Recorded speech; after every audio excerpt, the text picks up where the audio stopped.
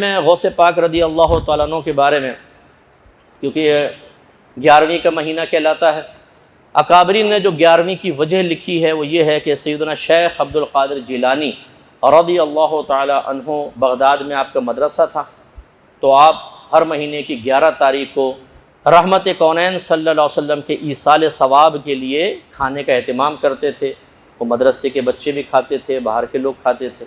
یہ ہر سال آپ کا سلسلہ جاری و ساری تھا، یا ہر ماہ پھر جب کچھ یہاں سے بر صغیر پاک و ہند سے بھی گئے ہوں گے پڑھنے کے لیے بغداد ان کے پاس، تو وہ جب یہاں آئے تو انہوں نے پھر یہی سلسلہ جاری کیا، اور خصوصاً جب شیخ عبد القادر جیلانی رضی اللہ تعالیٰ عنہ کا وصال ہوا تو آپ کی وصال مبارک کے حوالے سے وہ عرس جس کو کہتے ہیں وہ کرنے لگے، یعنی ایصال ثواب کے لیے کھانا بنانے لگے، اور اس کا نام رکھ دیا 11ویں شریف، کیونکہ 11 تاریخ سے وابستگی تھی تو 11ویں شریف۔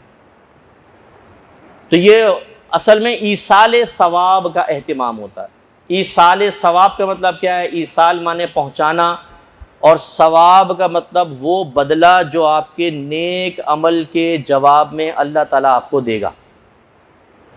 تو ایصال ثواب کا مطلب کیا ہوتا ہے؟ جب کوئی آپ نیک عمل کرتے ہیں تو آپ بس دل میں ہی نیت کر لیں یا زبان سے کہہ لیں اللہ تعالیٰ اس کا ثواب فلاں کو پہنچا دے، یعنی جو اس نیک عمل کا بدلہ تو مجھے عطا فرمائے گا اسے بھی اس میں حصے دار بنا دے۔ یہ اگر قرآن یا حدیث سے ثابت نہ ہوتا تو اپنے پاس سے تو ہم نہیں کر سکتے تھے، لیکن نبی کریم نے بارہا صحابہ کرام علیہم رضوان کو اپنے مرحومین کے لیے نیک عمل کرنے کی ترغیب دی۔ فرمایا جب تم اپنے طرف سے حج کرو تو اپنے مرحوم والدین کی طرف سے بھی کرو، ان کے لیے نماز پڑھو، ان کے لیے روزہ رکھو۔ کسی نے آ کے ایصال ثواب کا پوچھا کہ میں اپنی والدہ کو کیسے نفع پہنچاؤں، ان کا وصال ہو گیا ہے، تو فرمایا پانی پلاؤ۔ اس کا مطلب ہے عمل ہم کریں گے اور بدلہ ان کو بھی ملے گا۔ تو جب ہم عام لوگوں کے لیے کرتے ہیں تو اس کو پھر نیاز بھی کہہ دیتے ہیں، کبھی اکثر فاتحہ کہتے ہیں، نہیں فاتحہ خوانی ہو رہی ہے، لیکن جب بزرگوں کے لیے ہوتا ہے تو اس کو نظر اور نیاز سے تعبیر کرتے ہیں، کہ بادشاہوں کے دربار میں جو تحفہ پیش کیا جاتا تھا نا تو کہتے تھے حضور کچھ نظر کرنا چاہتا ہوں، نیاز پیش کر رہا ہوں، تو وہ ادباً اس کو، تو یہ جو ہم ایصال ثواب اکابرین کو کرتے ہیں اس کو کہتے ہیں نظر یا نیاز۔ اس کے لیے جو اہتمام کرتے ہیں اس کو بھی نیاز کہتے ہیں، نیاز کا کھانا۔ نیاز کا کھانے کا مطلب کیا ہے؟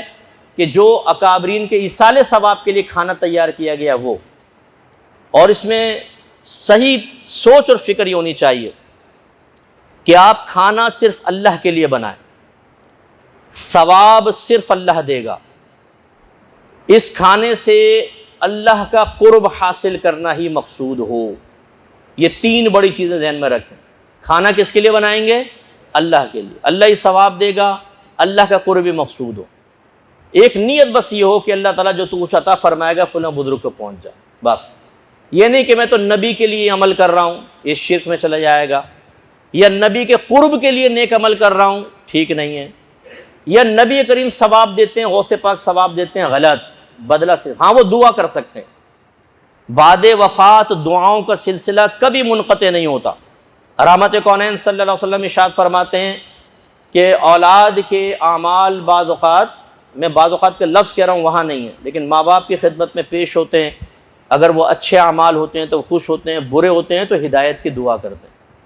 ایسے ہی السلام علیکم یا اہل القبور، ہم جا کے سلام کرتے ہیں مردوں کو، یہ دعا ہے۔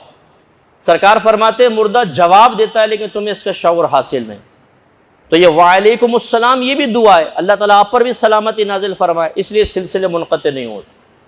تو جب یہ اس طرح کے بڑے مہینے آئیں، آپ ایک کیلنڈر ملتا ہے وہ دیکھ لیجئے، کہیں پر بزرگوں کے وصال کی تاریخ اس میں لکھی ہوئی ہے، موقع ملے، کوئی بڑے اہتمام کی حاجت نہیں ہے، جو گھر میں کھانا پکا ہے نا اسی کو آپ اسی پر کچھ بھی پڑھ کر کچھ بھی کلمات وغیرہ نیت کر لیں، اللہ تعالیٰ اس کا ثواب فلاں بزرگ کو پہنچ جائے، خود کھا لیں، کوئی مسئلہ نہیں۔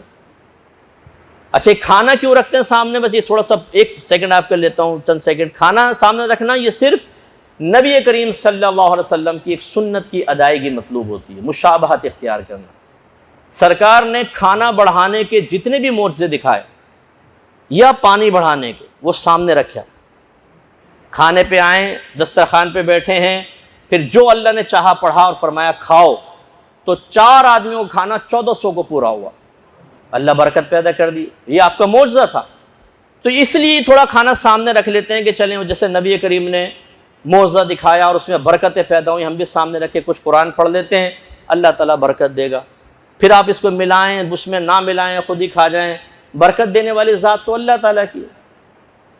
اس کا مطلب یہ سامنے رکھنا اس لیے نہیں ہے کہ جب پڑھیں گے تو اس میں برکت پیدا ہوگی باقی میں نہیں ہوگی، اگر ہوتا تو اس میں ملایا جاتا، ٹھیک ہے نا۔ تو یہ ہمارا نظریہ ہوتا ہے کہ اللہ کے لیے اس سنت کو پورا کر لیا بس، ٹھیک ہے۔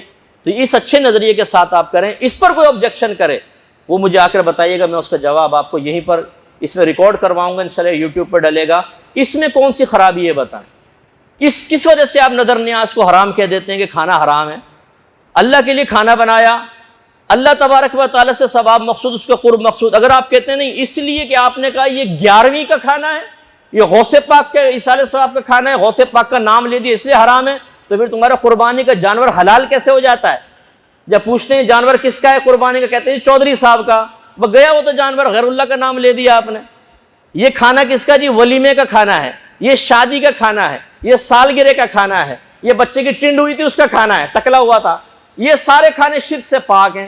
غوث پاک کا نام لے دیں تو اس میں شرک گھس جائے گا، وہ کھانا حرام ہو جائے گا۔ یار عقل کو بھی ہاتھ لگاؤ کچھ بھائی، کہاں سے یہ خالی اس پہ نام لینے سے حرام ہو جائے گا؟ اللہ تعالیٰ سمجھ کے توفیق عطا فرمائے۔ وآخر دعوانا الحمدللہ رب العالمین۔